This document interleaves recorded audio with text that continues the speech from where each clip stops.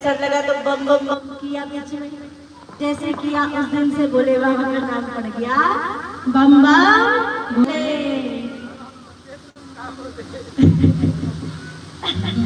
इसलिए उनके ससुर जी ने उन्हें नाम दे दिया। अब कृपा करी सभी पर अपनी भोलेनाथ ने। इस प्रकार से ये लीला हुई। आगे श्री सुखदेव जी महाराज ने कथा श्रवण कराते हुए कहा कि स्वयं मनु के पुत्र उत्तानपाद के घर में उत्तानपाद का चरित्र सुनाते हुए कहा कि उत्तानपाद की दो पत्नी हैं, सुनीति और सुरुचि। उत्तानपाद सुनीति से कम प्रेम करते हैं, सुरुचि से ज्यादा प्रेम करते हैं। और तो और महाराज सुरुचि से इतना ज्यादा प्रेम है कि सुरुचि के चक्कर में सुनीति का त्याग कर दिया। और जब त्याग कर दिया तो सुनीति उनके महल के सामने ही कुटिया बना करके रहने लगी। महाराज धीरे धीरे समय बीता, सुनीति बड़ी धैर्यवान, धीरे धीरे समय बीता। लेकिन जब अपने पति से अलग हुई उसके कुछ समय बाद ही उसने एक बालक को जन्म दिया और उस बालक का नाम पड़ा ध्रुव। वो बालक जब अपने पिता के महल की ओर देखता तो उसकी बड़ी इच्छा होती कि मैं पिता के महल में जाऊं, पिताजी से मिलूं, क्योंकि उसकी माँ ने बताया बेटा तुम्हारे पिता यहाँ पर रहते हैं। लेकिन महाराज एक दिन उत्तानपाद अपने पुत्र उत्तम को, जो सुरुचि का पुत्र है, उसे गोद में लेकर के बैठे थे। तभी ध्रुव ने ये दृश्य देखा, मन में इच्छा हुई कि पिता की गोद में मैं भी बैठना चाहता हूँ। और ये विचार करके बिना सोचे समझे दौड़ पड़े।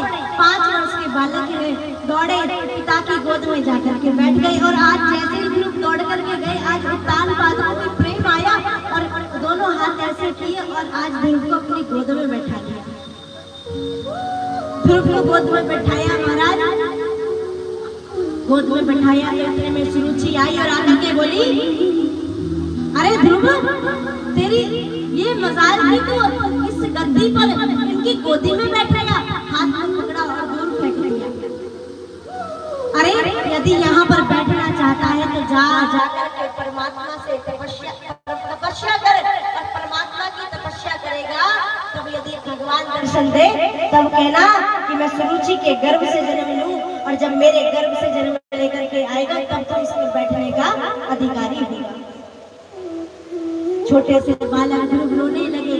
रोते रोते माँ के पास में आए, सारी बात कही। सुनीति ने कहा बेटा क्यों रोता है?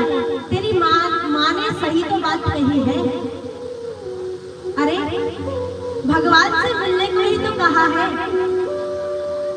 आज छोटे से ध्रुव माँ की बात को ध्यान से सुनते हैं और सोचते हैं अब जो मर्जी हो जाए, अब तो मैं जाऊंगा वन में जाकर के भगवान की तपस्या करूंगा और भगवान से तपस्या करके उस गद्दी को प्राप्त करूंगा।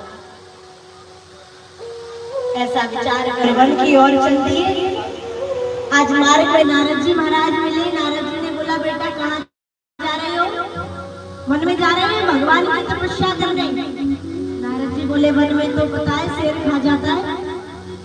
अच्छा शेर खा जाता है, पर मेरी माँ कहती है कि शेर में भी भगवान है।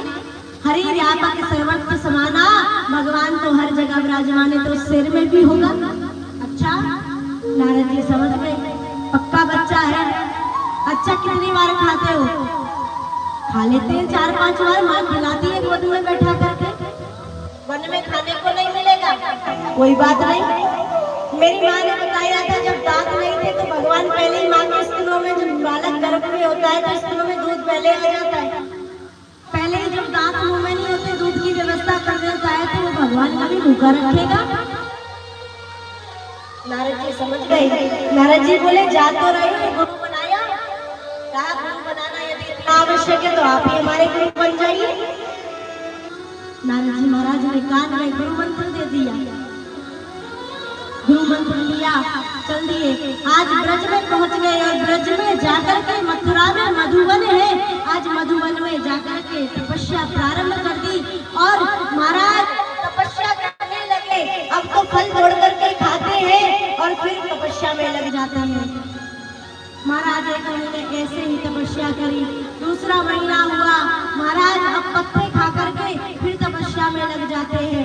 धीरे धीरे जल पीना प्रारंभ कर दिया, खाना भी बंद कर दिया, जल पी करके तपस्या कर रहे हैं। और देखते देखते 5 महीने के अंदर जल पीना भी बंद कर दिया और अपनी श्वासों को रोक लिया। महाराज जब श्वासों को रोक लिया, आज तपस्या में लीन हो गए, आंखें बंद कर रखी है।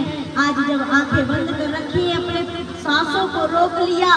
महाराज जब सांसों को रोक लिया, देवताओं में खलबली मची और भगवान के पास दौड़े दौड़े गए, प्रभु हमारे प्राण निकलने वाले हैं, आपका कोई नन्हा सा भक्त ऐसी घोर तपस्या कर रहा है, जाकर के उसको दर्शन दो। आज ध्रुव ने सुंदर हृदय में झांकी का प्रभु की दर्शन किया और दर्शन करते करते आज एकदम वो झांकी ओझल हो गई। जैसे ही झांकी ओझल हुई, आज ध्रुव के सामने भगवान नारायण प्रकट हो गए। जैसे ही प्रकट हुए, आज भगवान को देखा, आज भगवान को देख करके आनंदित हो गया, लेकिन बोल नहीं पा रहा। भगवान के सामने बोल नहीं निकल रहा, बोलने का सामर्थ्य नहीं, कैसे स्तुति करे, क्या कहे। तब भगवान ने अपना शंख लगाया, उसके गाल से, ध्रुव के गाल से जैसे ही शंख लगाया, आज ध्रुव बोल पड़ा, बड़ी सुंदर भगवान की स्तुति करी। और आज स्तुति करी, भगवान प्रसन्न हुए और कहा, ध्रुव बेटा मांगो, क्या मांगना चाहते हैं। लेकिन ध्रुव ने सोचा, आए तो राजगद्दी मांगने थे, लेकिन अब राजगद्दी मांगना तो घाटे का सौदा होगा। इसलिए कहा, प्रभु अपनी भक्ति दे दो। लेकिन भगवान ने कहा, भक्ति तो तुम्हें प्राप्त हो जाएगी, लेकिन आपने राजगद्दी के लिए तपस्या करी है, इसलिए पहले आपको मैं वो दूंगा।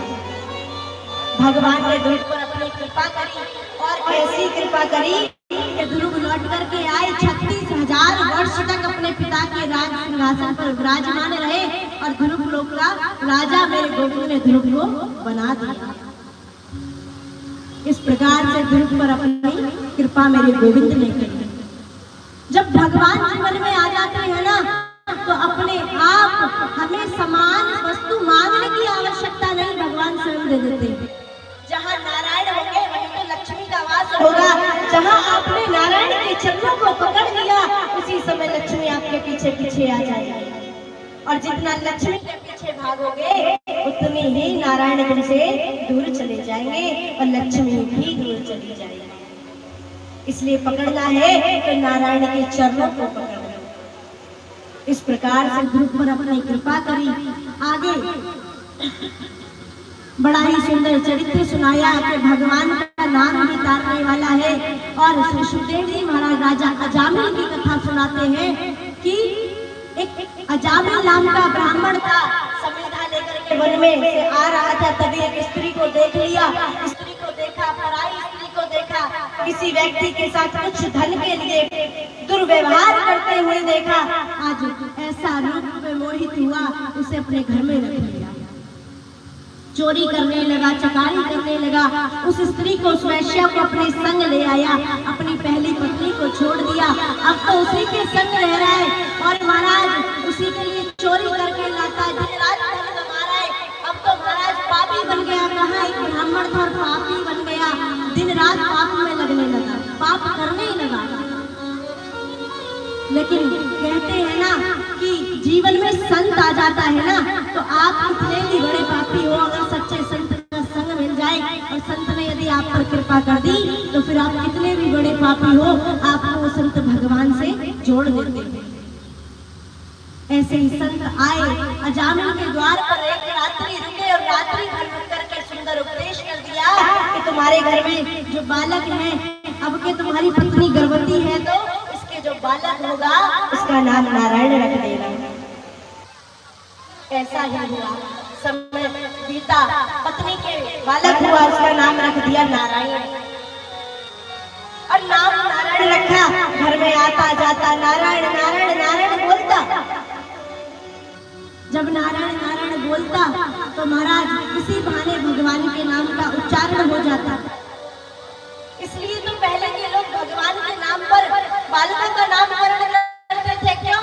क्योंकि यदि वैसे नाम ना निकल पाए तो बालकों के नाम के सारे ही भगवान का नाम ले लिया जाएगा। महाराज यमदूत आए पकड़ने के लिए, अंत समय आया, यमदूत आए, चार यमदूत ले जाने लगे। इतने में चिल्लाया, सामने बालक खेल रहा है, बेटा नारायण नारायण जैसे चिल्लाया, आज भगवान को वैकुंठ में आवाज पहुंची, अपने दूतों को, पार्षदों को भगवान ने भेज दिया, जाओ जाकर के कोई हमें याद करता है। आज भगवान के पार्षद आए, यमदूतों को देखा, यमदूतों से कहा, अरे तुम्हारी ये मजाल, एक भगवान के भक्त को तुम लेने के लिए आई हो, जाओ हटो यहाँ से। यमदूत कह रहे हैं, क्या कह रहे हो महाराज, ये कोई भक्त वक्त नहीं, ये तो बहुत बड़ा पापी है। अरे नहीं, ये पापी नहीं, इसने भगवान का नाम लिया है, और अंत समय में जो भगवान का नाम ले लेना वो व्यक्ति तर जाता है, इसलिए इसने भगवान का नाम लिया है। यमदूत बोले, महाराज इसने कोई भगवान का नाम वाम नहीं लिया, इसने अपने पुत्र है ना, ये सामने जो खेल रहा है, इसने अपने पुत्र का नाम लिया, ये इसका पुत्र है, नारायण इसका नाम है। भगवान के पार्षद बोले, वो हम नहीं जानते कि इसका पुत्र है, कई हजारों वर्ष पहले एक ही हमारे भगवान का नाम था नारायण, आज भी नारायण है, हम तो उन्हीं नारायण को जानते हैं, और हमें इतना पता है कि इसने अंत समय में चाहे किसी भी भाव से लिया हो, लिया भगवान का नाम है। अग्नि का किसी को ज्ञान हो या ना हो कि अग्नि जलाती है या नहीं जलाती, जो अग्नि को छुएगा वो जलेगा ही, चाहे उसे पता हो या ना हो। किसी तार में करंट है, आपको पता हो या ना हो, उस बिजली का स्वभाव है कि करंट मारना, आप छुओगे तो वो करंट मारेगी ही। ऐसे ही भगवान का नाम चाहे किसी भी भाव में लिया जाए, वो नाम आपको तारने वाला है। इसलिए तो लोग भगवान का नाम, अपने बच्चों का नाम भगवान के नाम पे रखते थे, जाने अनजाने में भगवान का नाम निकल ही जाएगा। ऐसे ही नारायण नारायण पुकारा, अब तो यम के दूतों में 4 फटकार लगाई, दूर फेंक दिया यम के दूतों को पार्षदों ने, और पार्षदों ने जब दूर फेंक दिया तो अब यम के दूत बड़े चिंतित हो गए। आज यम के दूत भी वहां से चले गए, और ये सारा दृश्य देख रहा था अजामिल महाराज, आज भगवान के पार्षद भी वहां से चले गए, लेकिन अजामिल सोच रहा है मैंने क्या करा, जाने अनजाने में अपने पुत्र का नाम लिया, तो बताओ आज भगवान के पार्षद लेने के लिए आ गए, यदि सच में लेता तो फिर तो मैं तर ही जाता। सोचा क्यों नहीं मैंने भगवान का नाम लिया, फिर तो ऐसी अकल आई महाराज, हरिद्वार चला गया, सब कुछ छोड़ दिया, और छोड़ छाड़ के हरिद्वार में जाकर के भगवान के भजन में लग गया, और भजन में लग करके उसने भगवान की प्राप्ति करी। इसलिए भगवान के नाम पर अपने बालकों का नामकरण करें। अभी दौड़े दौड़े गए और जाकर के यमराज जी से कहा, महाराज ये क्या बात है, हम तो किसी पापी को लेने गए, उसने अपने पुत्र का नाम ले लिया नारायण, तो हमें तो भगवान के पार्षदों ने फटकार के भगा दिया, ये कोई बात होती है। तभी यमराज जी बोले, थोड़ा शांत हो जाओ, अरे तुम देखो तो सही, कहाँ अभी तुमने क्या बोल दिया, नरक में खड़े और नाम बोल रहे हो, अरे ये नाम आज तो ले लिया, नरक में आगे से मत लेना, कहीं ये जो नरक में जितने पड़े अगर इन्होंने सुन लिया तो इस नाम की यही तो शक्ति है कि नाम तार देता है, इसलिए इस नाम को यहाँ पर मत लो।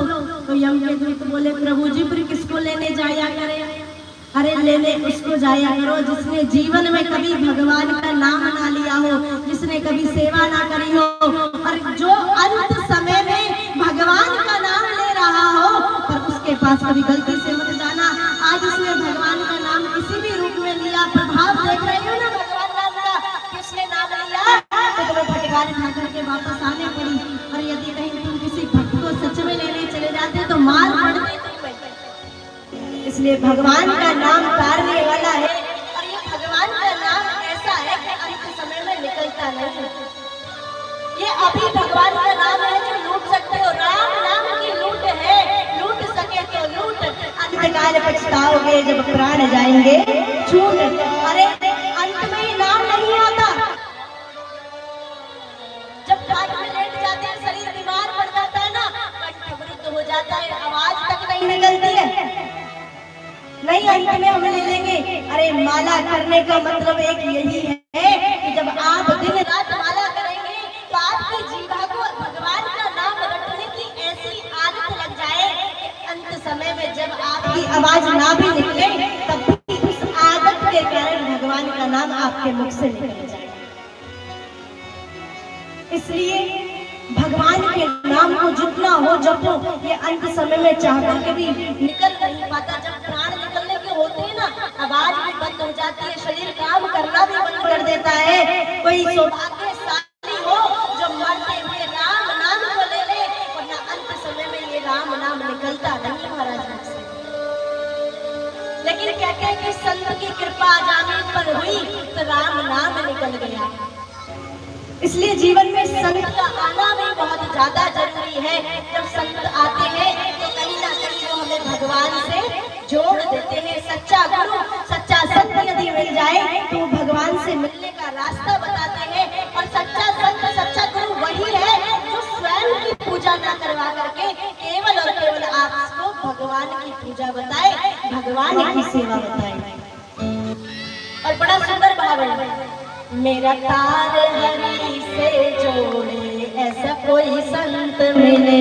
मेरा तार हरि से जोड़े ऐसा कोई संत मिले।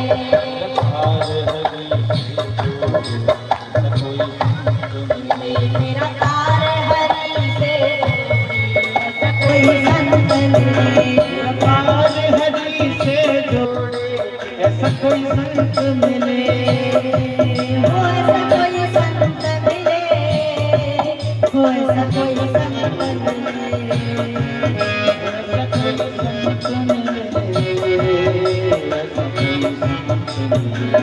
तार हरि से जोड़े ऐसा कोई संत मिले। तार हरि से जोड़े ऐसा कोई संत मिले। संत मिले कोई अविनाशी, संत मिले कोई अविनाशी। मरण की कट जाए फांसी, जन्म मरण की कट जाए फांसी। जन्म मरण की कट जाए फांसी, जन्म मरण की कट जाए फांसी। दिल को आगे झंझोड़े ऐसा कोई संत मिले। दिल को आगे झंझोड़े ऐसा कोई संत मिले। दोनों हाथ उठा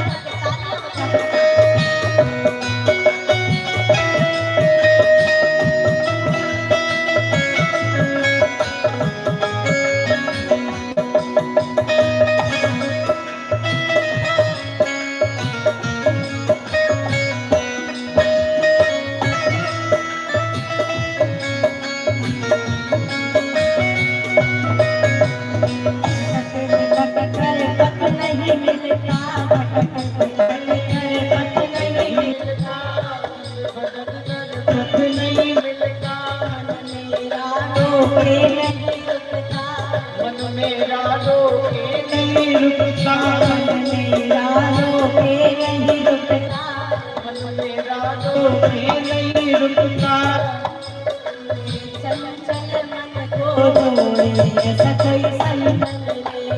चंचल मन को रोके ऐसा कोई संत मिले। हो ऐसा कोई संत मिले, हो ऐसा कोई संत मिले। ऐसा कोई संत मिले, ऐसा कोई संत मिले। मेरा तार हरि से जोड़े ऐसा कोई संत मिले। तार हरि से जोड़े ऐसा कोई संत मिले। तार हरि से जोड़े ऐसा कोई संत मिले। तार हरि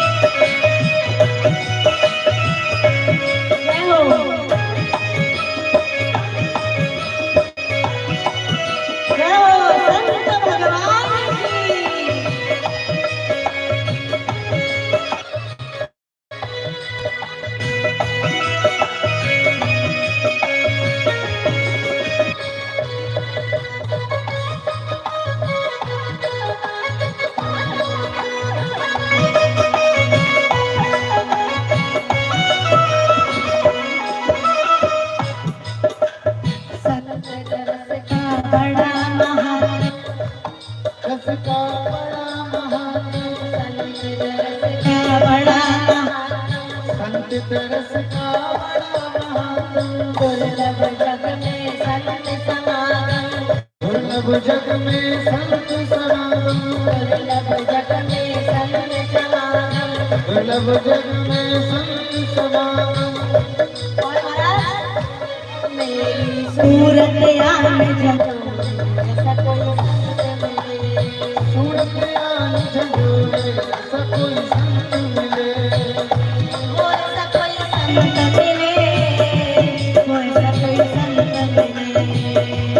ऐसा कोई संत मिले, ऐसा कोई संत मिले। तार हरि से जोड़े, ऐसा कोई संत मिले। मेरे तार हरि से जोड़े, ऐसा कोई संत मिले। ऐसा कोई जीवन में संत जरूर आना चाहिए जो आपको भगवान से मिलाए। आपके जीवन में कोई संत ऐसा जरूर आना चाहिए। जैसे अजामिल के जीवन में आया तो अजामिल के जीवन को बदल दिया। कहाँ पाप में लगा था लेकिन भगवान नाम से तर गया। क्यों? रास्ता किसने बताया? संत ने। इसलिए जीवन में संत का आना बहुत ज्यादा जरूरी है। और सच्चा संत जिस दिन जीवन में टकरा जाता है महाराज, उस दिन आपको भगवान से मिलाकर के ही छोड़ता है। इसलिए संत का भी बड़ा महत्व है। इस प्रकार से अजामिल पर अपनी कृपा करी मेरे प्रभु ने। और एक भक्त और जिस पर मेरे प्रभु ने कृपा करी, जिसका नाम है महाराज। हिरण्यकश्यप को जब पता लगा कि मेरे भाई हिरण्याक्ष को नारायण ने मार दिया, तो बड़ा क्रोध आया और सोचा बदला लेकर के मारूंगा। ऐसा विचार कर पर्वत पे गया महाराज, घोर तपस्या करी और ऐसी तपस्या करी महाराज कि उसके शरीर में चींटियों ने बिल बना लिया। उसके मस्तिष्क से ऐसी ज्योति निकली जिससे सारे देवता जलने लगे। देवताओं में खलबली मची। आज ब्रह्मा जी प्रकट हुए, वरदान मांगो। तुमने घोर तपस्या करी है, तुम्हारी तपस्या से मैं खुश हूँ। हिरण्यकश्यप हाथ जोड़ करके बोला, ब्रह्मा जी वरदान देने आई हो तो वरदान यही मांगना है कि मैं अजर अमर हो जाऊं। ब्रह्मा जी बोले, अजर अमर आप कैसे हो सकते? अमर तो हम भी नहीं। यदि आप भागवत पढ़ेंगे तो ब्रह्मा की भी आयु निश्चित है, इंद्र की भी आयु निश्चित है, सबकी आयु निश्चित है। इसलिए ब्रह्मा जी कह रहे हैं, भैया अमर तो हम भी नहीं, तो तुम्हें कैसे बना दो? अब हिरण्यकश्यप ने सोचा कि अब सीधे बात नहीं बन रही तो कुछ ना कुछ करना पड़ेगा। इसलिए वरदान मांग लिया, ना दिन में मरूं, ना रात में मरूं, ना अंदर मरूं, ना बाहर मरूं, ना महाराज ब्रह्मा की बनाई हुई सृष्टि में किसी से मरूं, ना अस्त्र से मरूं, ना शस्त्र से मरूं, 12 महीने में किसी महीने में ना मरूं। वरदान मांग लिए, और तो और ना नर से मरूं, ना पशु से मरूं। ऐसा वरदान मांगा। ब्रह्मा जी बोले, अच्छा इतने सारे वरदान मांग ले भैया, बस बस करो। ठीक है दे दिए, तथास्तु, तुम्हारी इच्छा पूरी हो। अब तो सोचने लगा, मैं अमर हो गया, चारों तरफ से घुमा फिरा के सब कुछ मांग लिया। ना अंदर बढ़ सकता हूँ, ना बाहर बढ़ सकता हूँ, ना दिन में, ना रात में, ना अस्त्र से, ना शस्त्र से, ना ब्रह्मा की बनाई सृष्टि में से किसी से मर सकता हूँ, ना नर से मर सकता हूँ, ना पशु से मर सकता हूँ। तो महाराज ऐसा वरदान मांग लिया, अब तो मैं अमर हो गया। अमर हो गया, लौट करके आया।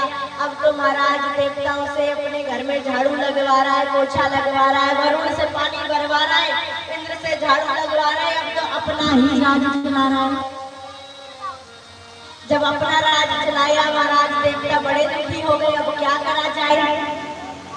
लेकिन जब हिरण्यकश्यप तपस्या करने के लिए गया, तब इंद्र आया और हिरण्यकश्यप के जो बालक है उन्हें मार दिया और हिरण्यकश्यप की पत्नी को पकड़ करके ले जाने लगा।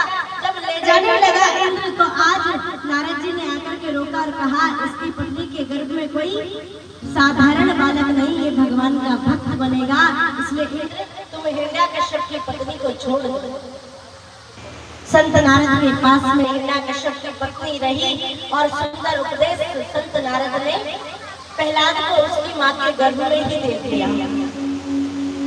महाराज आज वही हिरण्यकश्यप के यहाँ पर उस बालक ने जन्म लिया जिसका नाम प्रहलाद है। महाराज गुरुजी के संडा मर्द जी के यहाँ पर शिक्षा लेने के लिए भेज दिया। आज शिक्षा लेकर के प्रहलाद जी अपने पिता के पास में आए। पिताजी ने पूछ लिया, बेटा तुम्हें क्या अच्छा लगता है? पिताजी मुझे क्या अच्छा लगता है? मुझे तो केवल और केवल विष्णु की भक्ति अच्छी लगती है। विष्णु की भक्ति सर्वोपरि है।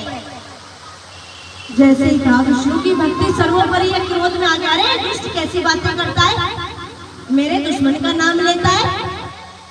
अरे गुरुजी को बुलाओ, उन्होंने ये बालक है इसको गलत शिक्षा दी है। संडा मर्द जी को बुलाया गया, पूछा ये क्या ज्ञान दिया? कौन सी चोरी करना सिखाओ, लूटपाट करना सिखाओ, और ये क्या सिखा रहे हो? लेकिन गुरुजी बोले, महाराज हमने ऐसा नहीं सिखाया कुछ भी, लगता है पहले से ही पढ़ा पढ़ाया है, या तुम्हारे शत्रुओं की कोई चाल लगती है। हिरण्यकश्यप ने कहा जाओ लेकर कैसे सिखाओ।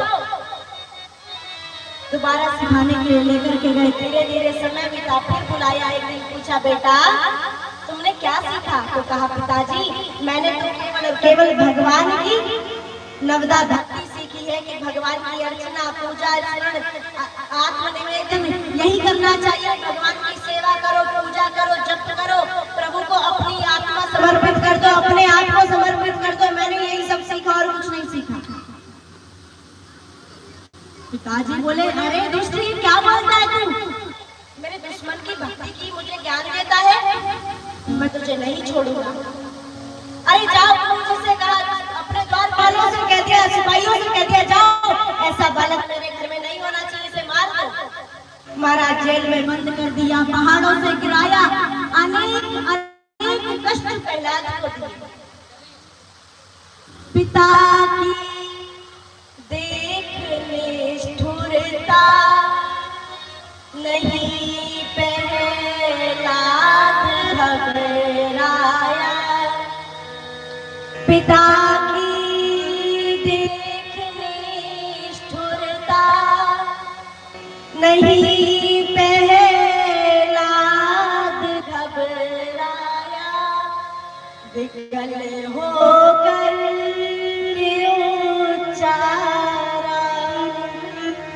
विकल होकर क्यों चारा, हरि शरणम हरि शरणम हरि शरणम हरि शरणम। पिता की निष्ठुरता को देख करके प्रहलाद घबराए नहीं। जितने दंड दिए महाराज, अग्नि में लेकर के हिरण्यकश्यप की बहन होलिका बैठी चुंदरी ओढ़ करके वरदान था कि चुंदरी में जो इस चुंदरी को ओढ़ करके बैठेगा वो अग्नि में नहीं जलेगा।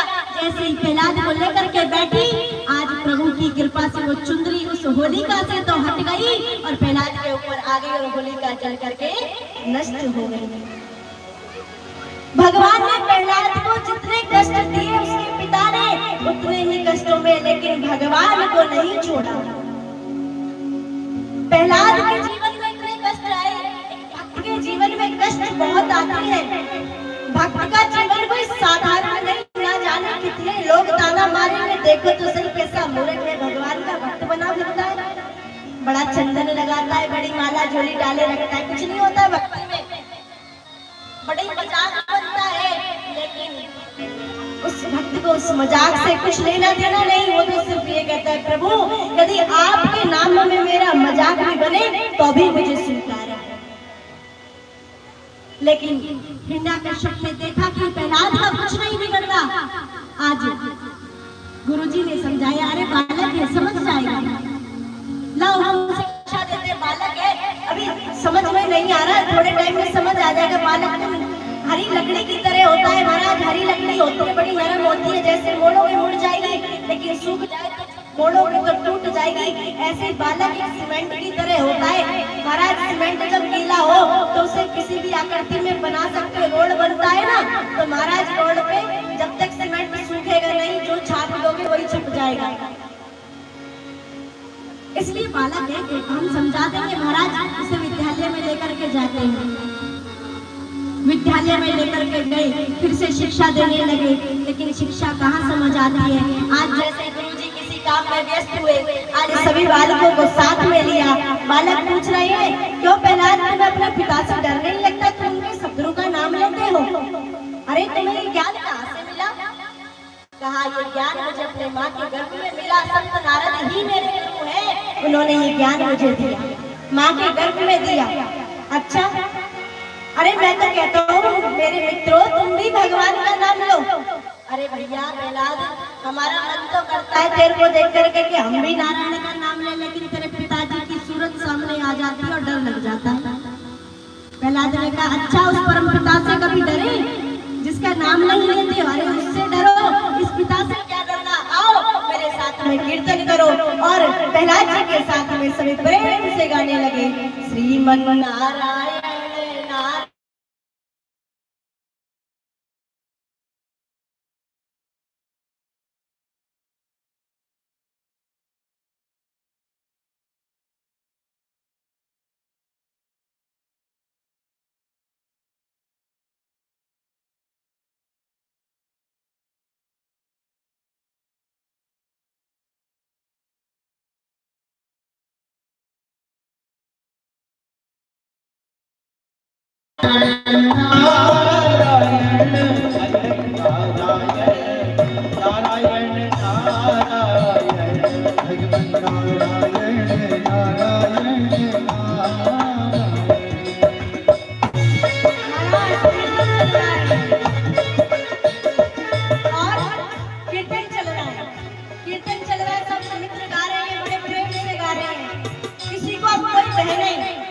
कितने गुरुजी के आवाज पड़ी कानों में। गुरुजी ने सोचा ये क्या हो रहा है, आज तो महाराज पक्का प्रहलाद के संग में हमें भी मार देंगे।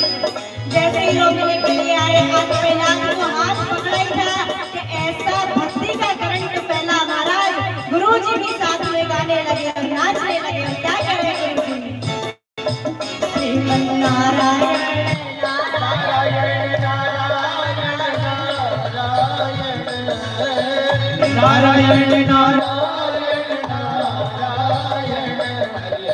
नारायण नारायण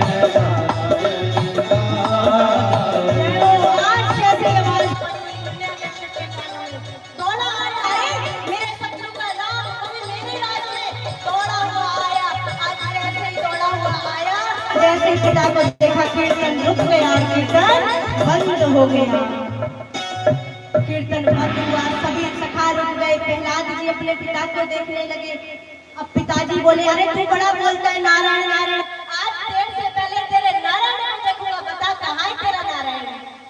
पिताजी मेरा नारायण है कहाँ नहीं ये पूछो ना।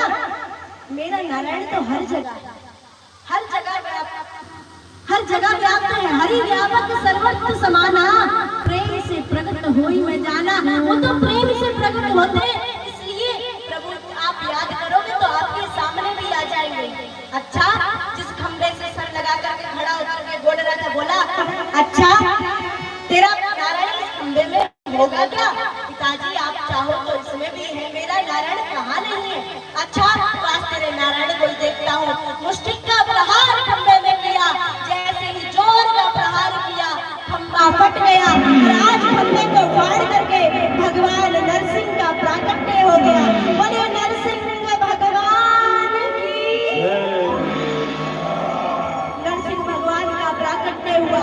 बड़ा ही विचित्र रूप है, शरीर नर जैसा है और महाराज सर सिंह के जैसा है। गर्जने लगे, जोर जोर के भगवान गर्ज रहे हैं।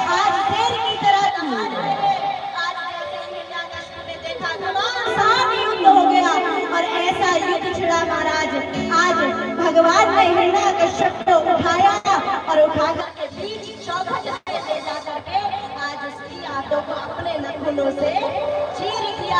आज हिरण्यकश्यप देखता रह गया। ना दिन था ना रात था, महाराज सायंकाल का समय था, ना अंदर था ना बाहर था, बीच चौखट में ले जा करके ना आज अस्त्र है ना शस्त्र है, अपने नखूनों से ही उसके पेट को आज मेरे गोविंद ने चीर दिया।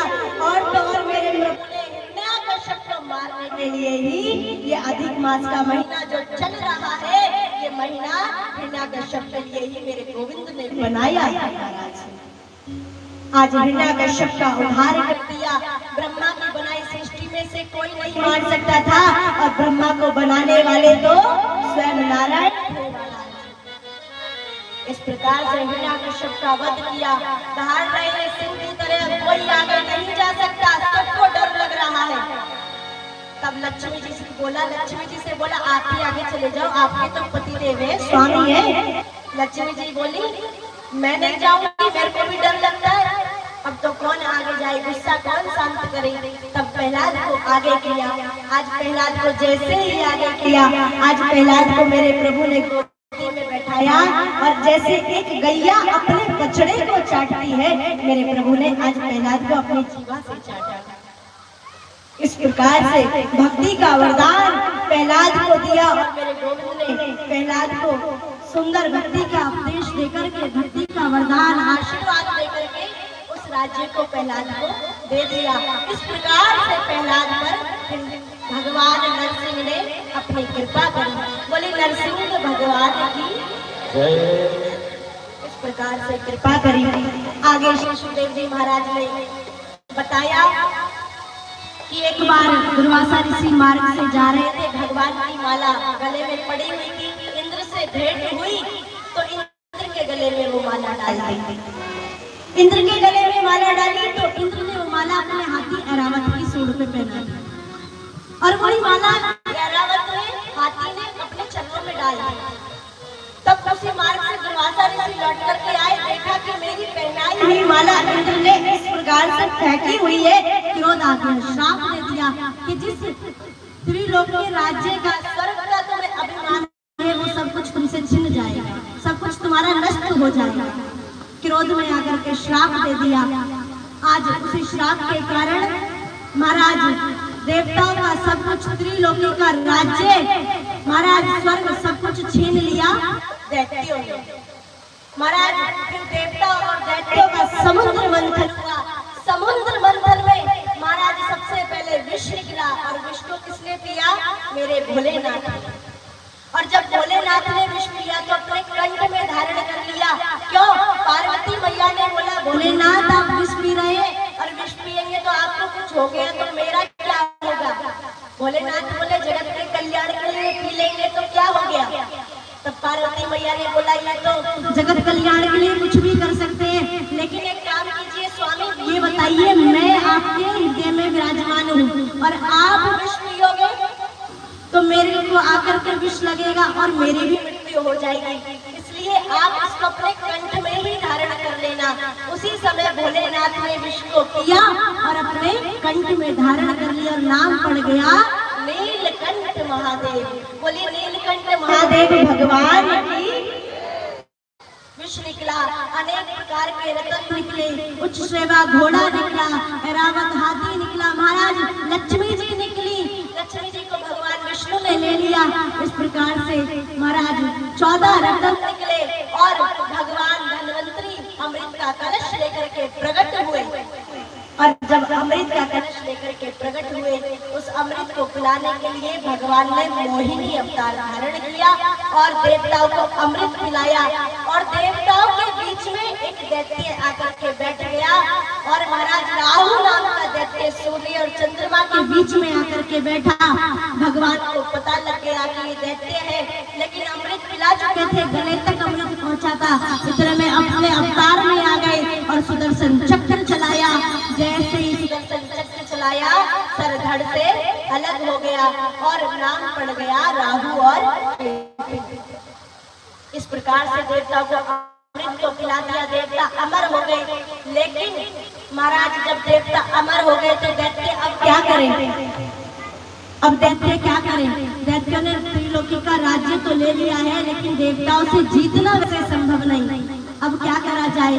और देवता भी चिंतित है कि हमारा राज्य चला गया, कैसे लिया जाए, बड़े परेशान हैं। तब देवताओं की माता अदिति, जो कश्यप जी की पत्नी है, इन्होंने प्रार्थना करी, व्रत किया। और जब व्रत किया महाराज, तब भगवान ने दर्शन दिए। और जब दर्शन दिए तो कहा कि मेरे पुत्रों को कष्ट है, मेरे देवताओं को त्रिलोकी का राज्य मिल जाए प्रभु, ऐसा वरदान दो। लेकिन भगवान ने कहा कैसे लेकर के आऊं? राजा बलि ने धर्म की आड़ चली है, क्योंकि राजा बलि धर्मात्मा हो गए, गौ की सेवा करने लगे। दैत्य होकर के भी राजा बलि ने धर्म की आड़ ली और महाराज गौ की सेवा करते हैं, गुरु की सेवा करते हैं, यज्ञ करते हैं। तो भगवान कह रहे मैं बलि को मार नहीं सकता। तो माता ने कहा मुझे नहीं पता, आप कुछ भी कीजिए, पर मेरे देवताओं की त्रिलोकी के राज्य को छुड़ा करके लेकर के आइए। तब भगवान ने कहा तथा असु, मैं छोटा सा बामन बनकर के आऊंगा और त्रिलोकी का राज्य में दान में राजा बलि से लेकर के आऊंगा, ऐसा वरदान दिया। धीरे धीरे समय बीता और समय बीतने के बाद भादों के महीना में दोपहर के 12 बजे अदिति मैया के यहाँ पर मेरे वामन प्रभु का प्राकट्य हुआ। बोलिए वामन भगवान की जय। आज वामन प्रभु का प्राकट्य हुआ और जैसे ही प्रकट हुए महाराज कमंडल हाथ में दे दिया, छत्र दे दिया, छाता दे दिया और महाराज उमा देवी ने भिक्षा पात्र में डाल दी। पात्र में भिक्षा डाल करके आज अपने गुरु बृहस्पति को देने के लिए चले। तो गुरुजी ने कहा हमें ये भिक्षा नहीं चाहिए, तो क्या चाहिए? जाओ राजा बलि के द्वार पे जाकर के त्रिलोकी का राज्य लेकर के आओ। आज बड़े ही सुंदर छोटे से वामन आज राजा बलि के द्वार पर चल रहे हैं। तो आइए आज की कथा को यही विराम करते हैं और फिर सुंदर भजनों का आनंद प्रभु की झांकी का दर्शन करते हुए आरती की ओर चलेंगे। सभी प्रेम से जयकारा। बोलो भागवत भगवान की जय। आप परम सौभाग्यशाली हैं जो कि पूज्य श्री व्यास जी महाराज के मुखार बिंद से श्रीमद् भागवत कथा का श्रवण कर रहे हैं। और पुरुषोत्तम मास में और विशेष भागवत जी के महात्म्य में लिखा हुआ है सज्जनों की श्रावण मास में भागवत सुनने का सबसे ज्यादा फल प्राप्त होता है। तो आप लोगों के भाग्यों की जितनी सराहना की जाए उतनी ही कम। ये हमारे पंडित जी श्री श्याम सुंदर जी के परिश्रम के द्वारा और हमारे जितने भी यहाँ भक्त विराजमान हैं, आप सभी के परिश्रम के द्वारा ही ये कार्य संभव हो सका है। और आप सभी बैठ कर के यहाँ कथा श्रवण कर रहे हैं। तो सभी से विनम्र निवेदन है कि व्यक्तिगत ये कार्यक्रम किसी एक का नहीं है, आप सभी भक्तों का ही है। तो जितना भी हो सके, जो भी हो सके, सभी अपना अपना सहयोग इसमें अवश्य दें, क्योंकि कहा गया है दान किए धन ना घटे, जो सहाय रघुवीर। कि दान करने से कभी धन नहीं घटता है। और सज्जनों एक बड़ा ही सुंदर प्रसंग है, छोटा सा, ज्यादा समय आप लोगों का नहीं लूंगा। बोलो राधे राधे। अकबर बादशाह ने कहा बीरबल से, बीरबल ये 15 रुपए ले जाओ, 5 रुपए का अब लाना, 5 का जब लाना, 5 का अब न जब। तो 15 रुपए लेकर के बीरबल ब्राह्मण था और बड़ी तीव्र बुद्धि थी, तो गया और ले आया। तो अकबर ने पूछा कि भाई लेके आए? बोले हाँ हुजूर लेके आया। क्या लेके आए? बोले आपने मंगाया क्या था? बोले 5 रुपए का अब लाना। तो 5 रुपए का मैं मिठाई ले आया, अब के लिए लो, अब खा लो। बोले 5 रुपए का जब? बोले 5 रुपए का जब। एक कथा हो रही थी, पंडित जी कथा कर रहे थे, 5 रुपए उसमें चढ़ाया है। बोले आपको ये जब मिलेगा। और 5 रुपए का अब ना जब। बोले महाराज एक वैश्या नृत्य कर रही थी, उसको दे आया, वो आपको अब मिले न जब। तो इसलिए भैया ऐसा काम करके चलिए कि आपको अब भी मिले और जब भी मिले। बोलो राधे राधे। सभी लोग सहयोग करते रहेंगे। और वामन भगवान इसी प्रांगण में आ रहे हैं। पहले मुख्य यजमान जो है वो पूजन करेंगे, उसके पश्चात क्रमबद्ध होकर के एक एक करके सभी लोग आएंगे और वामन भगवान का पूजन करेंगे, भागवत जी की आरती करेंगे। आइए वामन भगवान का स्वागत करेंगे। कैसी चाल है वामन भगवान की, पद के माध्यम से सुनिए। चले टेढ़ी मेरी चाल प्यारो अदिति को लाल, चले टेढ़ी मेरी चाल प्यारो अदिति को लाल, चले टेढ़ी मेरी चाल प्यारो अदिति को लाल, चले टेढ़ी मेरी चाल देखो अदिति को लाल। या घूंघट वाले बाल प्यारो अदिति को लाल, घूंघट वाले बाल अदिति को लाल। और देखिए सुनिए, एक विशेष निवेदन है। एक माता जी हमसे पूछ रही थी कि महाराज जी व्यास जी से निवेदन कर दीजिएगा कि हम कुछ ब्राह्मणों को, मतलब जितने भी ब्रजवासी ब्राह्मण यहाँ पधारे हुए हैं उनको अपने घर में भोजन प्रसाद कराना चाहते हैं। तो जिस किसी माता बहन का या किसी सज्जन का मन हो, पुरुषोत्तम मास चल रहा है, इसमें ब्राह्मणों को अपने घर पर बुलाएं और भोजन कराएं, तो वहां करके हमारे पंडित जी श्याम सुंदर जी से संपर्क कर लें। बोलो राधे राधे राधे। ऊपर उठा करके ताली सेवा करते हुए जाओ।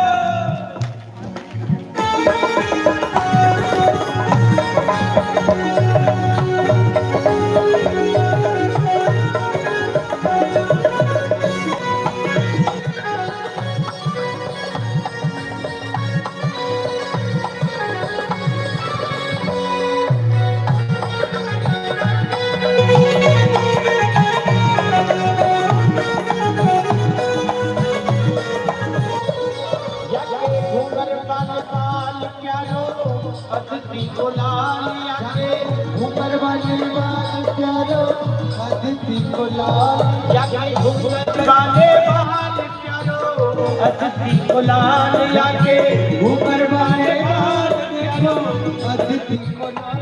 चले तेरी मेरी चाल प्यारो अदिति को लाल, चले तेरी मेरी चाल देखो अदिति को लाल, चले तेरी मेरी चाल प्यारो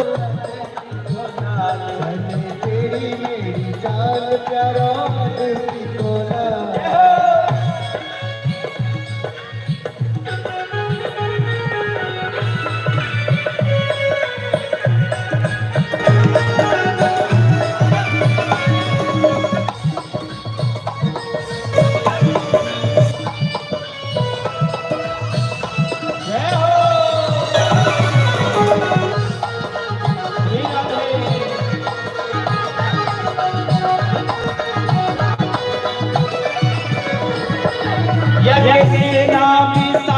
प्यारो अदिति को लाल, याके अदिति को लाल, याके नैना विशाल प्यारो अदिति को लाल, याके नैना विशाल देखो अदिति को लाल, चले तेरी मेरी चाल प्यारो अदिति को लाल, तेरी मेरी चाल देखो अदिति को लाल, चले तेरी मेरी चाल प्यारो अदिति को लाल, तेरी मेरी चाल प्यारो अदिति को लाल। एक एक करके क्रमबद्ध होकर के आएंगे और भीड़ में लगाए, पीछे वालों को भी दर्शन होने दें। जय हो।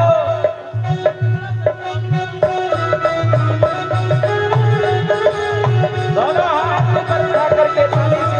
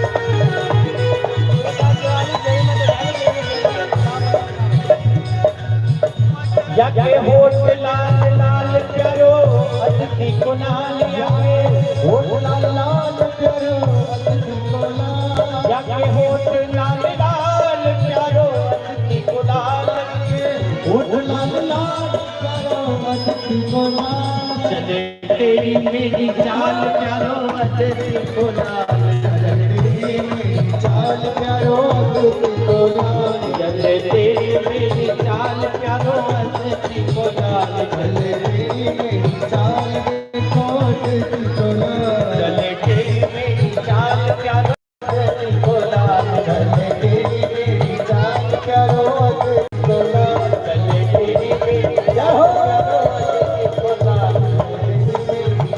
प्यारो अतिथि को लाल, चले तेरी मेरी चाल प्यारो अतिथि को लाल, चले तेरी मेरी चाल प्यारो अतिथि को लाल, प्यारो अतिथि को लाल, प्यारो अतिथि को लाल,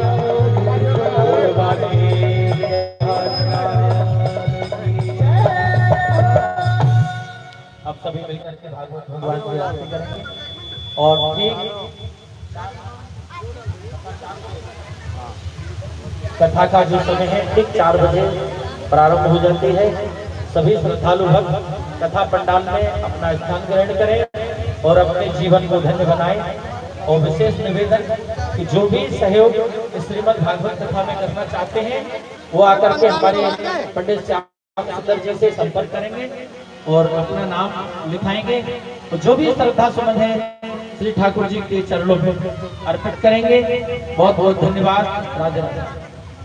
हाँ, कल की विशेष कथा जो है वो कल की कथा में भगवान श्याम सुंदर का जन्म महोत्सव है। तो ठाकुर जी का जन्म होगा। ब्रजवासी कहते हैं लड्डू की कथा है। तो कल आपको बधाई यहाँ से मंच से दी जाएगी और कोई भी खाली हाथ नहीं आए। अपने घर से बधाई लेकर के आए और फिर यहाँ से बधाई लेकर के जाए। और विशेष निवेदन ये है कि किसी सांसारिक जन्म महोत्सव में हम आप लोग जाते हैं, बड़ा सज धज के जाते हैं ना, तो बढ़िया से तैयार होकर के आइएगा, क्योंकि ठाकुर जी का जन्म है। लाल या पीले वस्त्र पहन करके आए तो बड़ा ही अच्छा और शुभ माना जाता है। बोल नंद के लाला की जय हो। आइए आरती करेंगे सभी।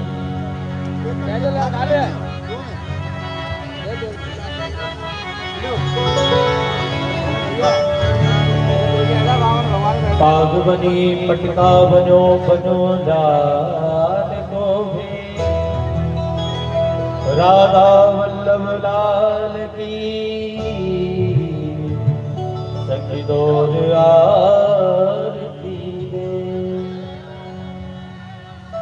बाके बिहारी तेरी आरती गाओ, बाके बिहारी तेरी आरती गाओ, आरती गाओ प्यारे तुमको रिझाओ, आरती गाओ प्यारे तुमको रिझाओ।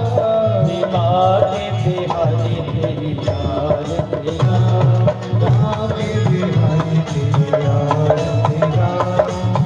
और मुकुट तेरे शीश पे सोहे, और मुकुट तेरे शीश पे सोहे, प्यारी मुरली मेरो मन मोहे, प्यारी मुरली मेरो मन मोहे। होया बन से कैसे बल बल भाग्य बिहारी तेरी आरती गाओ।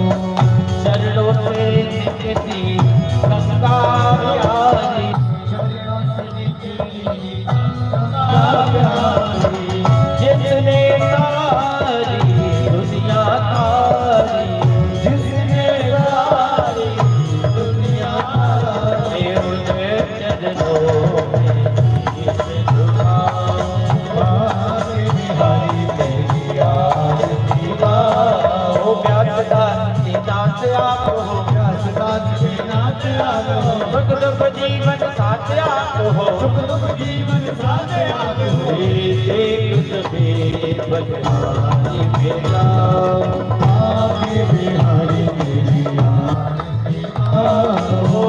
श्री हरिदास के प्यारे तुम हो, श्री हरिदास के प्यारे तुम हो। मेरे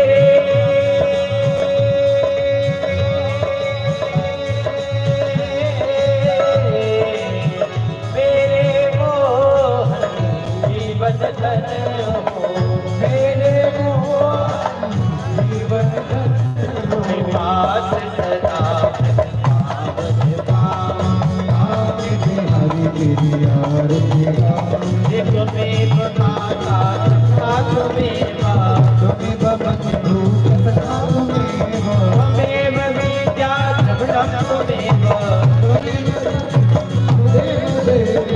पूर्णगौरं सर्वावतारं सदा वसन्तं हृदयारविन्दे मम भवानी मातृ बिहरि आरति गाओ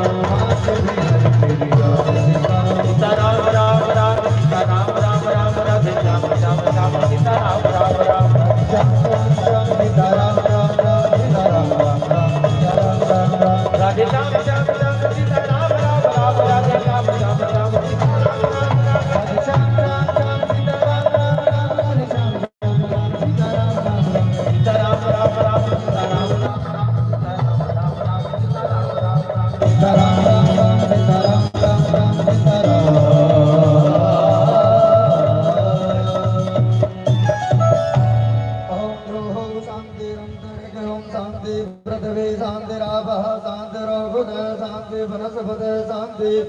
शांति ब्रह्मा शांति सर्वगुण शांति रेव शांति सामा शांति सुशांतिर्भवतु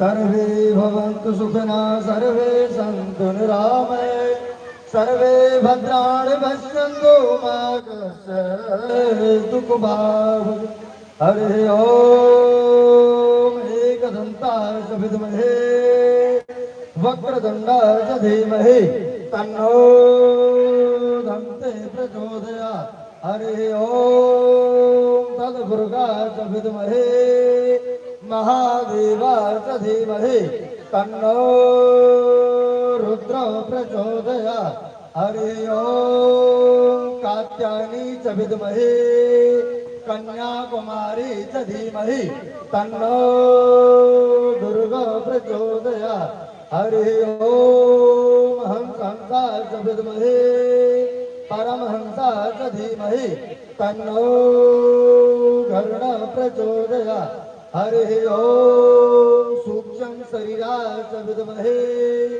दिव्य रूपाय च धीमहि तन्नो पितर प्रचोदयात् नाना सुगन्धानि पुष्पाणि यथा कालोद्भवानि जय पुष्पाञ्जलिर्मया दत्तां दृढभ्यां परमेश्वरी मंत्र पुष्पांजलि समर्पयामि नमः पुष्पांजलि अर्पण करो ग्रहण करो महाराज कृपा दृष्टि अवलोकिए पूर्ण करिए का बढ़िया गणपति गजानन भगवान की राम कृष्ण देव की शालीराम भगवान की वाके बिहारी लाल की नंद के लाला की विराजरण की मापति महादेव की शंकर भगवान की शेराली माता की नौ देवियों की परशुराम भगवान की तिरुपति बालाजी महाराज की सालासर बालाजी महाराज की मेहंदीपुर बालाजी महाराज की गंगा यमुना की सरस्वती त्रिवेणी की धर्म की अधर्म का प्राणियों में विश्व का गौ माता की भारत माता की जगह स्थान की श्रीमद् भागवत महापुराण की सुखदेव जी महाराज की प्रेक्षक जी महाराज की व्यास जी महाराज की आज के आनंद की जय जय श्री राधेश जय जय श्री राधेश जय जय श्री राधेश जय करा वीर बजरंगी हर हर काल हर कष्ट हर दुख हर दारिद्र हर हर हर बहुत बहुत शुभकामनाएं बहुत बहुत बधाई हो सब भक्तों के लिए और भारी से भारी संख्या में नित्य दिन 4 दिन की कथा आपके सामने और है खूब आनंद लें तन से मन से धन से जो भी भक्त विशेष सूचना के लिए महाराज श्याम सुंदर शास्त्री जी से संपर्क करें जो भी सेवा करनी हो आप हम सब भक्तों के सहयोग से ये कार्यक्रम चल रहा है किसी व्यक्ति विशेष का नहीं है आप सब भक्तों को बहुत बहुत शुभकामनाएं बहुत बहुत बधाई हो जय श्री कृष्ण जय श्री श्याम जनों के लिए